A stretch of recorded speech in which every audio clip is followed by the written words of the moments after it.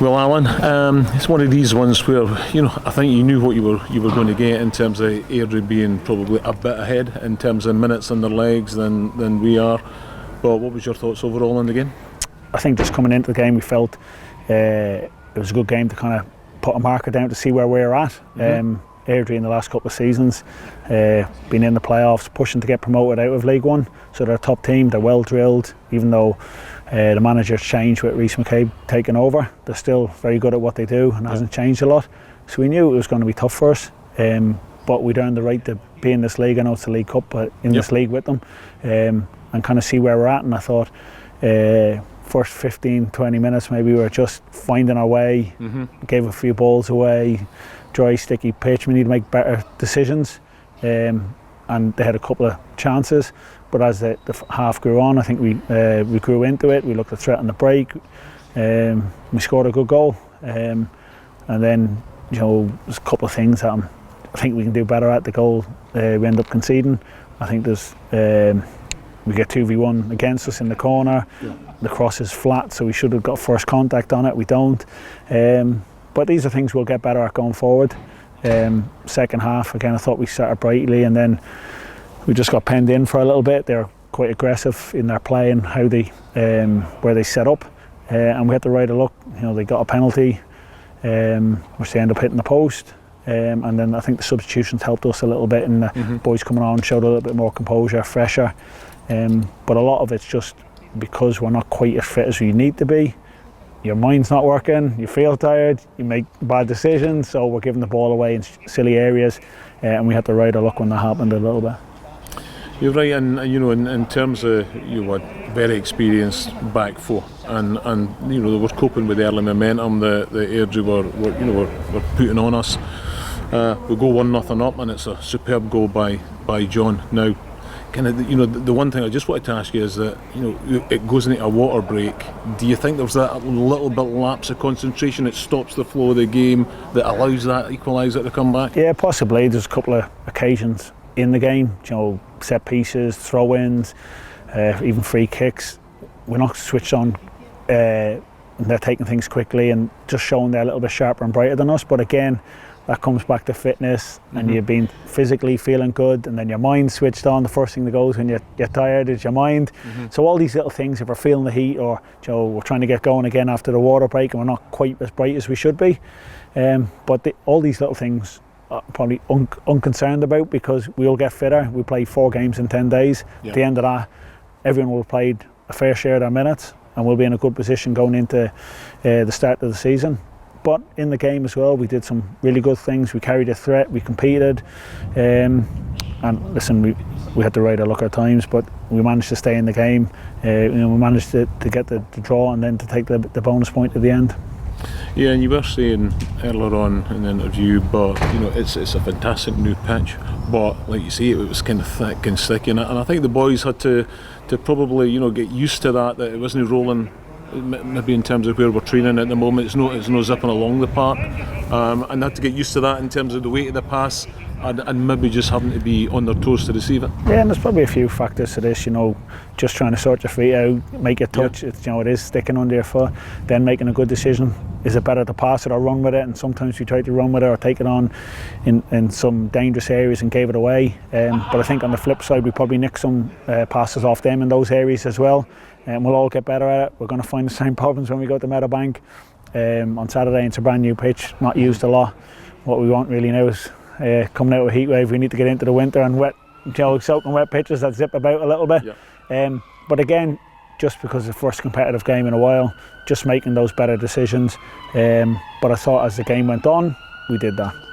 Yeah, and I felt we were making the substitutions, and as you say, Airdrie had a fairly short bench, but in the last third of the game, I felt that we were coming more into the game, we were looking more dangerous, we were creating more chances, and the Airdrie boys were a bit leggy towards the end. Yeah, so I watched them on Saturday. They ended up having to play the last 20 minutes with 10 men just because, just lack of numbers in their squad at the moment. And the League Cup is difficult for everyone because you can't play trialists. And the same, they're putting out pretty much the same team tonight, by the young boy Gibson coming in midfield. So it was when we made the substitution, fresh legs, nice and bright. Danny Jardine, Danny Handlin linking up well, showing a bit of creativity and creating some half chances around the edge of the box. I think Danny Handlin's probably quite close to bending that one in the far corner. But the other end, Fitzgerald's a really good player. Justin Devaney had a Kilmarnock really good player, and they probe away, and we've had to thank our goalkeeper for a couple of saves tonight as well. Yeah, we were speaking to Sam earlier on. To be fair, again, it was fantastic in the penalty shootout. But equally, the 4 penalties that Edinburgh had, the keeper wasn't getting anywhere near those either. No, it was top quality penalties from us, and then listen, again, really difficult for Sam. I think he's had 3 or 4 training sessions. Yeah. Dale only got over the line yesterday maybe, and then he's coming in and asking to play a competitive game, and he stood up and did really well. So all these things, we will get better as it goes forward. We get more time, we get fitter, we make better decisions, we're clear on what we want to do. But as an exercise to come here and compete, and to come away at the bonus point, at the end of the day, we're delighted with that. Yeah, I think this trophy here, that we play for in terms of in the groups, when it comes early, you can only, no trialists, it's signed players. To be fair, you've been fairly relaxed about it, even up to that end point where when you got Sam over the line, but you have brought in quality, and you've waited your time, you've no blinked. Yes. You may have, you know what well, I mean? Listen, I flick between somewhere panic and calm. But no, we're trying to, the type of players we're trying to get, we need to be patient for. I know others will be in. Can we get ahead of them? Can I do the work so I can hand them over to the chairman, the owner, and we can actually get them over the line? We're in a decent position numbers wise. When I look at, say, Airdrie tonight, or say Morton at the weekend, where they only have maybe 1 or 2 on the bench, we have some good numbers on the bench, so we can rotate a little bit, but we're still looking to add to that, and we have a couple of young boys on the bench as well, which we kind of are helping us out a little bit at the moment. So listen, we're always trying to push it forward to progress it, but the ones who went out there and the ones who came on, everyone played their part tonight. Even like Mark Doherty comes on last 5 minutes, does a job for us, but then scores a penalty. Yeah. So we'll all, and I said this to them right the first day we came in, they'll all play their part over the season. So it's just having that mindset, they're here for the team, and what can you bring when you're asked to do it. And I think everyone did that tonight. And I say going forward, we will be better.